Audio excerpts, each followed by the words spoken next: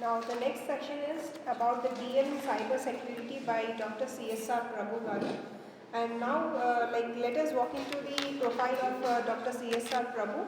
Like he has held prestigious positions with the Government of India and various institutions. He retired as a Director General of NIC, worked with TCS, CMC, TES. He was also a faculty for the programs of APO. He has taught and researched at the University of Central Florida, Orlando, USA, and also had a brief stint as a consultant at NASA.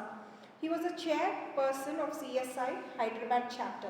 He is presently working as an advisor at KL University, Vijayawada and Andhra Pradesh.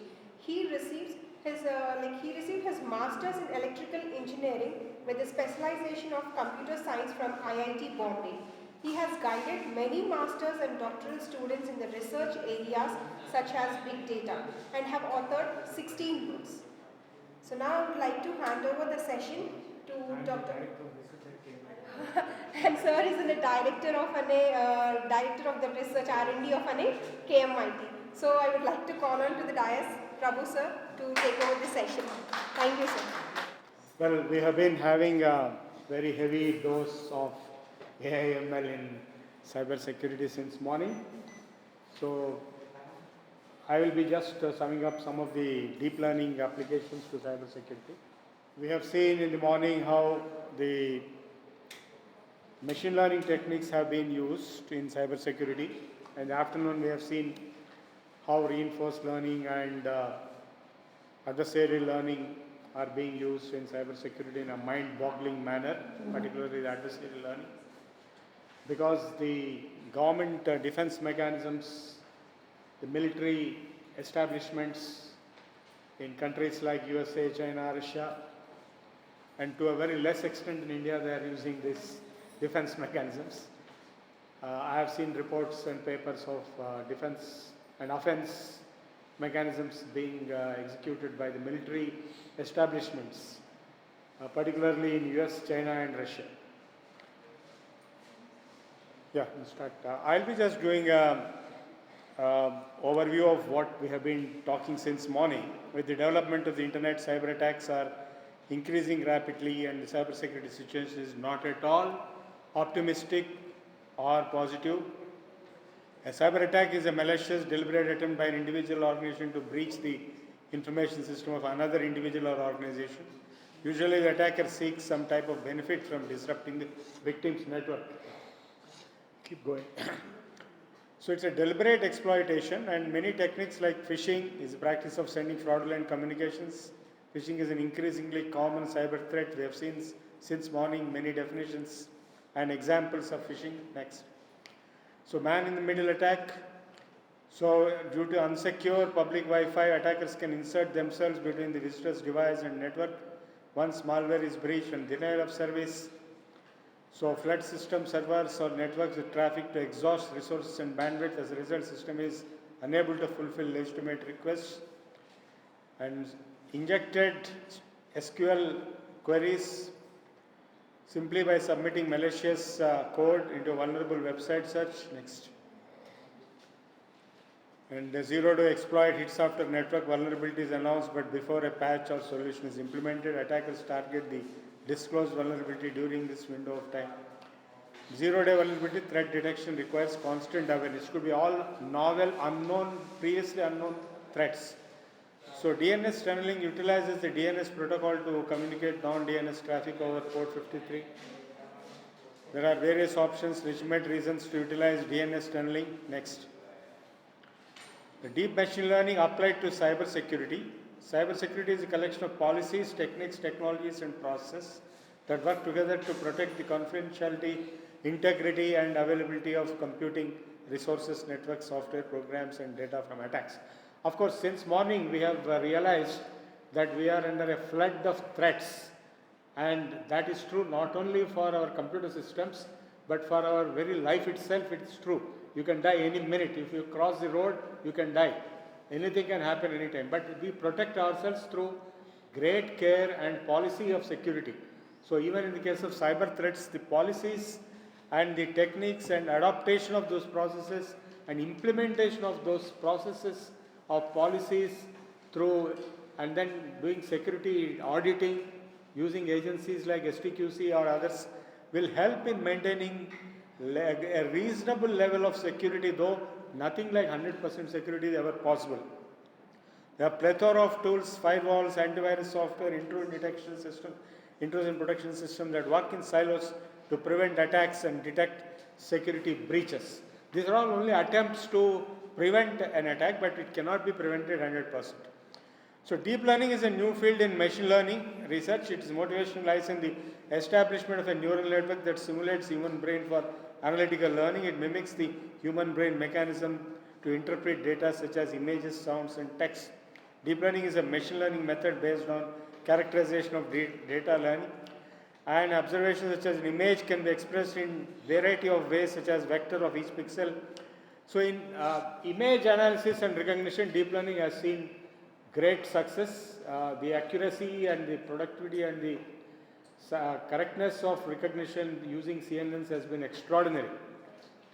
And deep learning has also been used in medical image analysis. Here in KMIT, under the able guidance of Dr. S.R.Prabhu, we have implemented cancer diagnostics used for the pathological images of the cancer of various types of cancer, breast cancer and so on. Next. And similarly, machine learning methods, deep learning methods also have supervised learning and unsupervised learning. Learning models built under different learning frameworks are also different. The benefit of deep learning is use of unsupervised or semi-supervised feature and hierarchy feature extraction to efficiently replace features manually. Normally in normal data, human being has to identify the features for machine learning algorithms consumption, whereas in the case of deep learning, the human being need not identify the features. The deep learning system itself will identify the features. Its motivation lies in the establishment of neural network that simulates human brain for analytical learning. It mimics human brain mechanisms to interpret data such as images, sounds. But let me make it very clear to those who don't know, I'm sure you all know, that the neural networks which we are talking here have nothing to do with the real neural networks in the brain. It is just a name. It is at the most a mathematical model. It is nothing to do with the biological, physiological functioning of the neurons in the human brain. That's a different subject altogether. Next. It is misunderstood or misread. Quite often names are used, but they don't mean what they are expressing. So 4 key advantages of deep learning is ability to detect complex interactions among features, ability to learn lower level features from minimally processed raw data. In deep learning, you have multiple levels of neural networks. So each level can process one stage of the data, and say initially you start with the raw data, then the next level or layer of the neural network will process the next level output of the first and second, third and so on.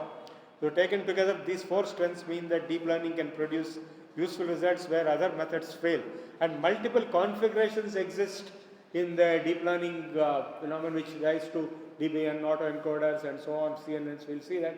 And within them again further configurations exist which are applied to what are called ResNets and so on in medical diagnosis or in image processing. Next. It works with minimally transformed raw data and learns the most predictive features automatically. It works well with what data scientists call high cardinality. High cardinality is the maximum number of occurrences and combinations. A type of data that is a very large number of discrete values. Practical examples of this type are speech recognition, image recognition, and identifying large classes of images, recommendation engines where the optimal item to offer can be done of many. Next.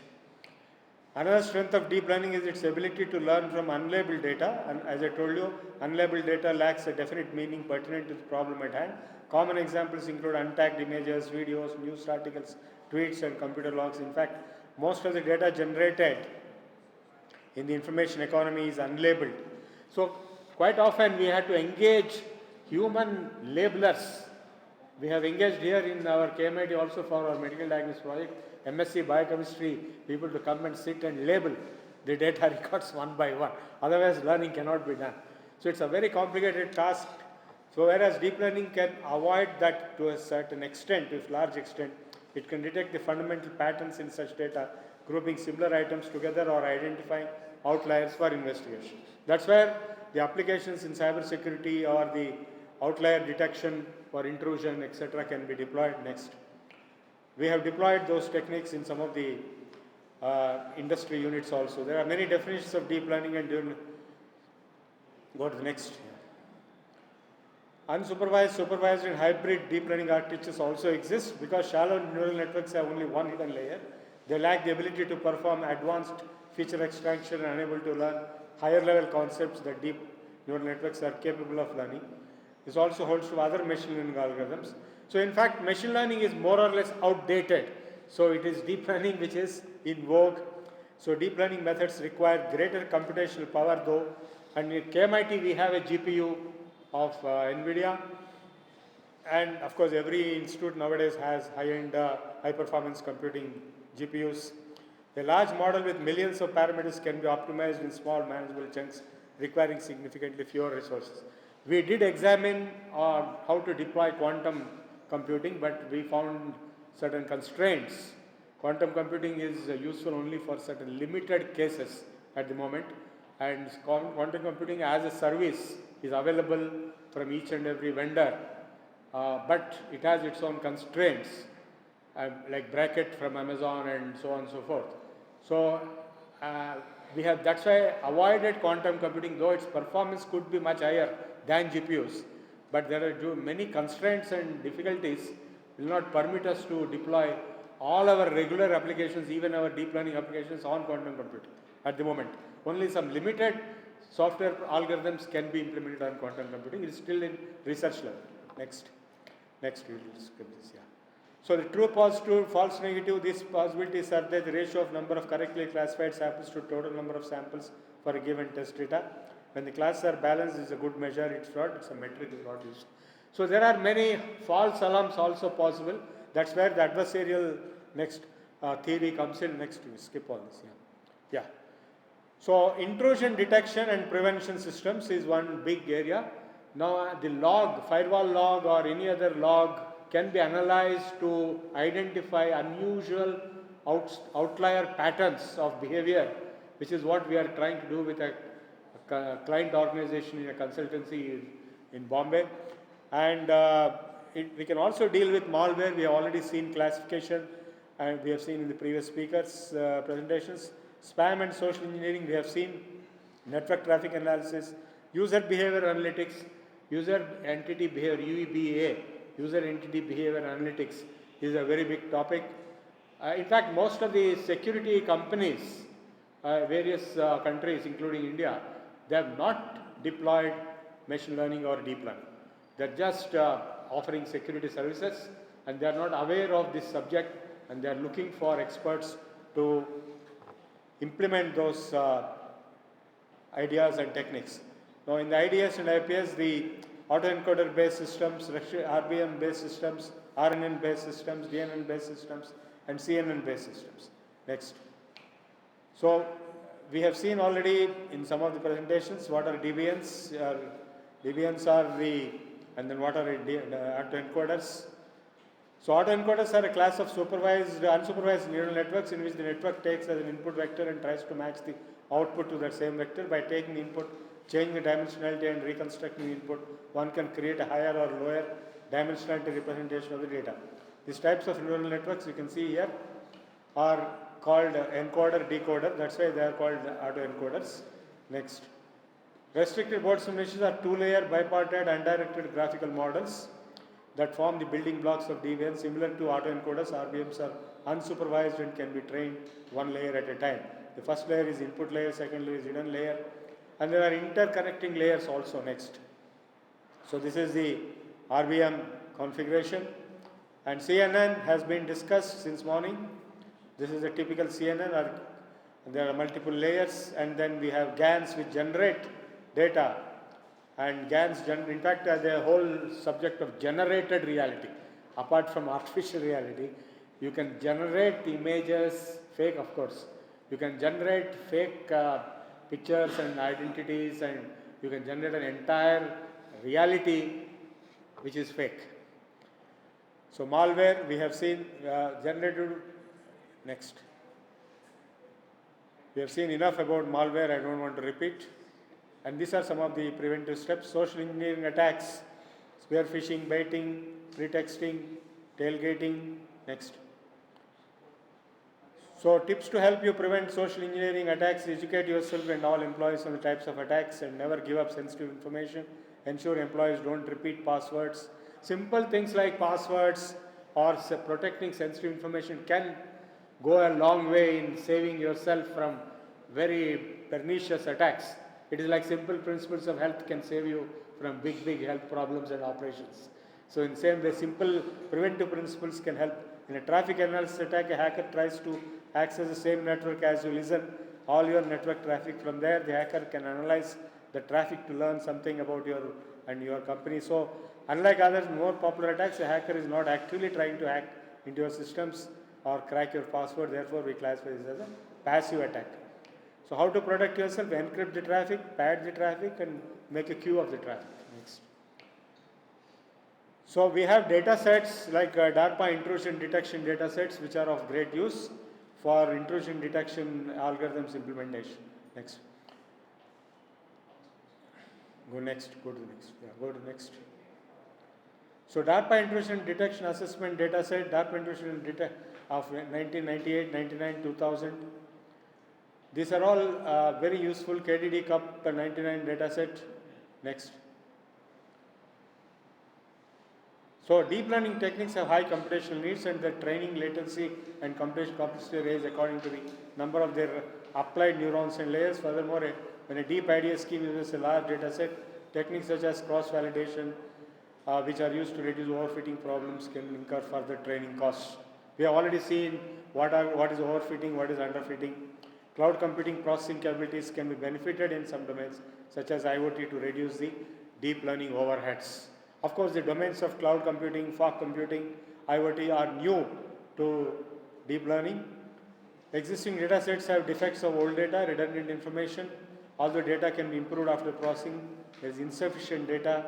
Establishing network intrusion detection data sets with large amount of data, wide type coverage, and balanced sample numbers of attack has become a top priority. Next. So the steps of a deep learning approach are similar to ML, but unlike machine learning, feature extraction is automated. Model selection is a constant trial. Next. So otherwise, it's the same as machine learning. So the accuracy of algorithms output cannot be evaluated because the sample is unlabeled, and only the key features of data can be summarized and explained. Semi-supervised learning means partly it is labeled and partly unlabeled. It is a means of combining supervised learning with unsupervised learning. Large amount of unlabeled data when using labeled data pattern. Using semi-supervised can reduce label efforts while achieving high accuracy. So accuracy is a very big issue. Commonly, in fact, accuracy ranges from 80% to 99% depending on the performance of the particular design. I have seen papers where different configurations of same CNNs or RNNs can produce different accuracies. So experiments and research PhD theses have been done on those different configurations. So the deep learning model includes DBM, CNN, and LSTM. There are many parameters such as number of layers and nodes to choose, and also the feedback from in between back to the previous stages, but also improve the model and integration. After the training is complete, there are alternative models that may be evaluated on different aspects. So deep learning based intrusion detection system approaches are mostly used in TensorFlow simulator and Python programming language in the experiments. TensorFlow is open source. Our students are also using TensorFlow here. And Mac, it will work on various operating systems. It can be applied to data flow graphs. It's employed in applications, ANS, GPU. In KMIT, we are delivering special classes on machine learning, deep learning, apart from the syllabus. JNTU syllabus is there. That is only one of the stream of activities in KMIT. We have separate stream of training our students on these techniques. We have very capable faculty members. We have special classes in the morning or evening or night where they learn these techniques as if like it's a hobby. This KMIT is the only college probably in the country where students learn TensorFlow like a hobby as against as a syllabus. Next. Yeah. We're done? So, in addition to the before mentioned environments, we have Cafe, Torch, Theano, MXNet, Neon, Microsoft Cognitive Tech can be used for designing deep learning based solutions. In fact, KMIT has shot like a rocket in the ranking from somewhere being 20, 30 to now somebody told me it is in top 5. In fact, the opposite party told me, I was surprised. A person from Vasavi, CBIT, who are the contenders. CBIT maintains its first rank position in city in spite of not doing much because of its original name. And Vasavi, and next comes something like KMIT, or we have, of course, VRNAR, VNJAN. So in the top 5, KMIT is now flourishing, it is highlighted, and we have very brilliant students joining us. And we also have NJIT, and we also have KMEC, 3 colleges under KMIT, sister colleges. Next, yeah. So the intrusion detection schemes have been used for all these different techniques. This is a graph showing that number of the schemes using these different techniques. Yes, is that all? So I have concluded. Okay, we'll close with a valedictory overview of what has happened since morning. So it was a very doubtful thing for me 1 week back whether we can do this event, because I decided to do this event after discussion with my colleagues like Dr. Rajsekhar. And then after deciding that, we found it very difficult to bring speakers. So I thank the speakers starting with Sri K. Rajsekhar. In the morning, he made us feel so jittery that I started wondering how we are going to live our life. Something like 30, 40 threats at every stage. So we may die any minute, or our systems will die any minute. So that is the kind of threat. After that, as the speakers came, second speaker, third speaker, my spirits went up, because there are some hopes. There are techniques to survive in this deadly environment of security breaches. And we had able speakers like our Venugopal Rao from industry. We were not expecting to get people from industry. It was very difficult. And from BITS, it is only because of Dr. Anish Srivallabh that we could get 4 speakers from BITS, which is otherwise impossible, because he is an insider. He canvassed for us and he convinced the speakers that they should speak for us, both remotely and in person. And they were all amazing speakers. They had full grip over their subject. And finally, you saw the mind-boggling scenario of adversarial learning, which has tremendous research potential, which is more into cyber defense, cyber offense, military operations. And before that, we saw the very impressive talk by Paresh Saxena on the RNNs and learning. So I think overall it was a grand success, and we thank all the speakers. Let us give a big hand to all the speakers. So no such workshop has ever been done in the recent past, and it will not be done in the recent next near future in Hyderabad, or even in India it has not been done. So finally I thank our faculty members and staff who helped us tremendously. First of all, Sri Dr.C.S.R.Prabhu, let us give him a big hand, please. So we thank you, Dr. Rajsekhar, for your unfailing support, reliability. At any time I can just call him and he's there to take up action on as required. Secondly, we thank Sarita and Lavanya, and then we had Sirisha. Sandeep played a very, very crucial role. I was not expecting him to be present in the first place, because he is an examiner at JNTU. So thankfully there was no JNTU examination today. So he has played a crucial role. We have also broadcast it online, right? And let me share with you that we had something like 155 registrations, of which around 30 to 40 were from outside, either from Australia or from USA or from Middle East or from other cities in the country, other states, including NIC, the state units and district units. So I'm sure they must have seen at least some parts of the online presentation. So we wanted to have only physical, but we are also online at the end. But I think on the whole, it's a grand success. Thank you all. I I request Dr. Rashekhan sir to give away the token of appreciation to Dr. Prabhu sir on the behalf of the management.